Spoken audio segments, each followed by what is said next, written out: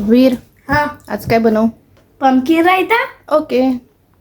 तर मी इथं कोवळं घेतलं होतं, त्याला छान असं ग्रेट करून घेतलं होतं, मोठ्याच किसनीने ग्रेट करून घेतलं होतं आणि पाण्यामध्ये, गरम पाण्यामध्ये त्याला ॲड करून घेतलं होतं आणि उकळायला आपल्याला ठेवलं आहे. त्याला छान आपल्याला शिजवून घ्यायचं आहे. इकडे मी दही घेतलं आहे, त्याला छान फेटून घ्यायचं आहे. यामध्ये ॲड केलं आहे ब्लॅक पेपर पावडर, थोडंसं रेड चिली पावडर आणि मीठ. त्यानंतर इथे फ्रेश कोरिअँडर मिक्स करून घ्यायचं आहे आणि आता आपल्या इकडे कोवळं पण शिजलेलं आहे, मी चेक करून घेतलं होतं. त्यानंतर आपल्याला याचं पाणी पूर्ण ड्रेन करून घ्यायचं आहे आणि जो गर आहे तो पूर्ण यामध्ये दह्यामध्ये मिक्स करून घ्यायचा आहे.